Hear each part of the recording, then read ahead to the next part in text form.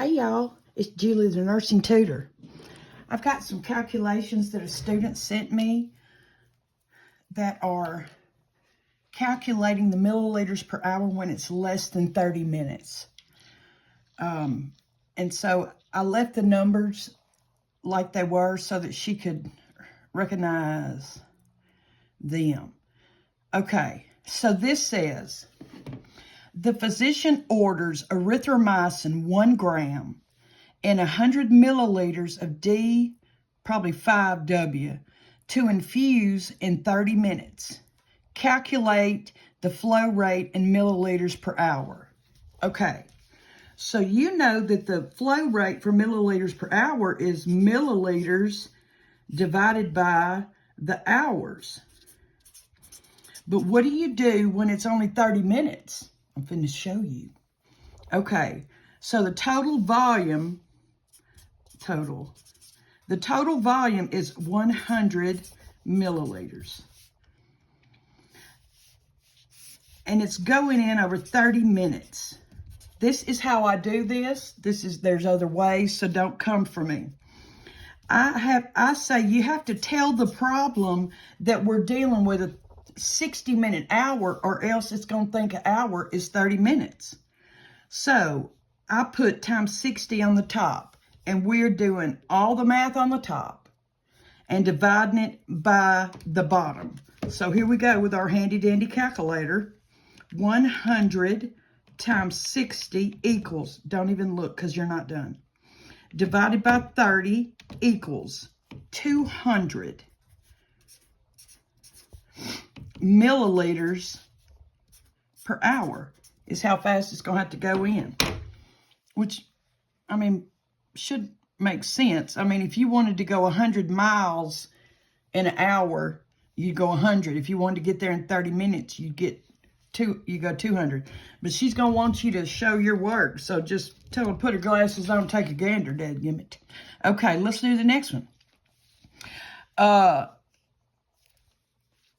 That medicine, 50 milligrams. We're not here to pronounce medicine. We're here to do math. So just 50 milligrams IV once a day is ordered for a patient.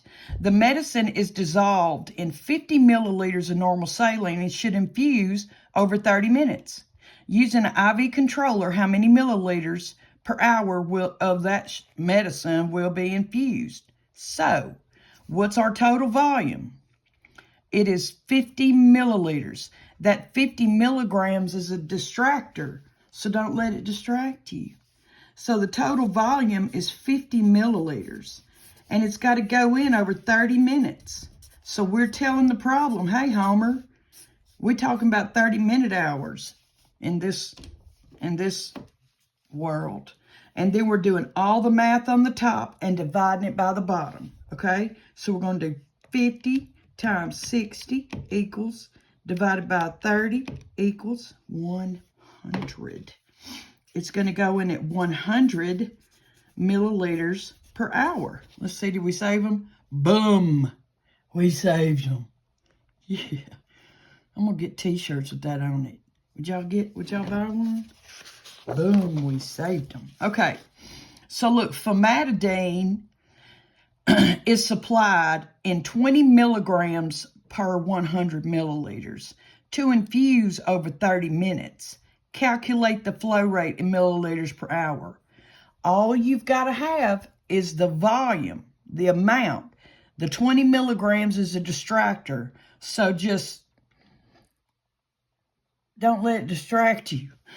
And look, they got to know that you know I don't need that 20 to work this problem. So here we go. The total volume, 100 milliliters divided by, it's got to go in over 30 minutes. And we're telling Homer 60 minutes, what we're dealing with, types an hour. So 100 times 60 equals, divided by 30 equals.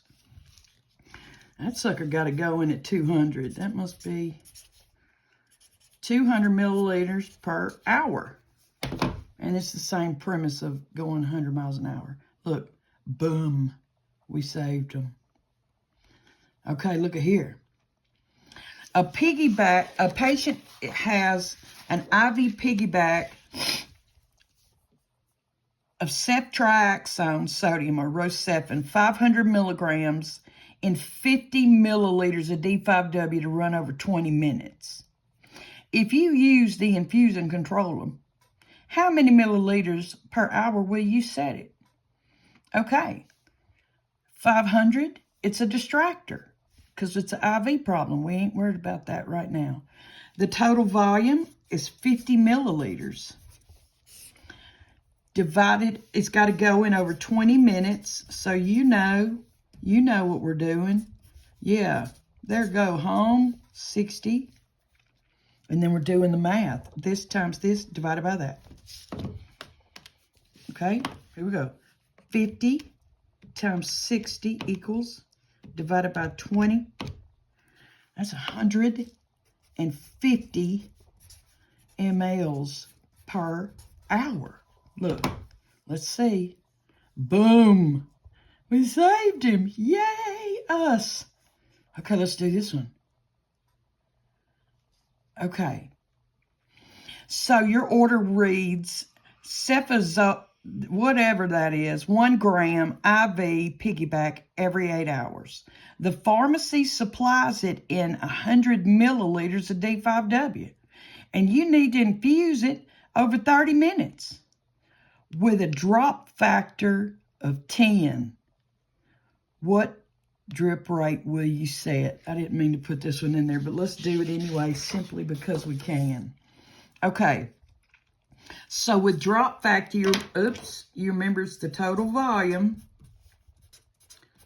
and I do times the drop factor divided by the time, and it has to be in minutes, okay? All right. So here we go. Luckily, you don't have to worry about the minutes, but if they gave us 8 hours, we'd have to multiply it times 60 to get the minutes. But the total volume we got here is 100 milliliters. And the drop factor is 10. This is how I do it. And then it's got to go in over 30 minutes. You see how I wrote everything? I put the last name of what it was because I want her to know that I know what I'm talking about. And she got any question? Ain't gonna be about my math. All right, we're doing that times that divided by that. So 100 times 10 equals, divided by 30 is 33.3. You cannot give 0.3 of a drop. Okay, so it's going to be 33 drops per minute. That's your answer. I'd put that just so Ethel knew, that I knew. Look, boom. We saved another one. Okay. Is that the same one? Okay, well, we're going to do it anyway. It's a little bit different. So you got that medicine, 1 gram is ordered 3 times a day for a patient with pneumonia. It's supplied in 100 milliliters of dextrose and water to run over 20 minutes. How many milliliters would you set your controller to be? So what's the total volume? 100 over 20 minutes. So let's set this sucker up. 100 milliliters over 20 minutes, and it's a milliliter per hour using the controller, so we got to do it. It doesn't give the drop factor. A drop factor problem will usually give you the drop factor. But some instructors put both, but you're answering the question being asked of you. We're doing that times that divided by that. 100 times 60 equals, divided by 20. 300 milliliters per hour. Dookie farm. Make sure I ain't got no. Look, we saved them. Hopefully I ain't got cardio or pulmonary problems. We just rolling it in like that. Okay. And so look at here.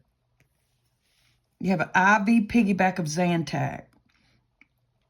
50 milligrams and 100 milliliters. D5W to run in over 45 minutes. The tubing has a drip factor of 15. How many drops per minute should you deliver? I didn't mean to put that one in, but we're going to do it. So the total volume, remember, the total volume times the drop factor over the time in minutes. And look, maternal newborn is important. Let me just get another one today. Okay. Thank you for your patience. Here I am. All right. So we're setting it up. The total volume is 100 milliliters times a 15 drop factor divided by how many minutes? 45. And then, like an Olympic gold medalist, we're doing this math. That times that divided by that. Times 15 equals, don't look because you're not done, divided by 45 equals, look, another one of those equals 33.3. The beauty of drop factors is you don't have to worry about if you got to leave a point. You can't give 0.3 of a drop. So please round it to a whole number. All right, you want to see? Da, da, da, da, da, da. We saved another. And gummit, boom. We saved another one. Okay. And that's it. I hope you enjoyed it. Please subscribe to my channel. And I'll be putting up more information. And thank you for coming to my YouTube channel. Y'all have a wonderful day.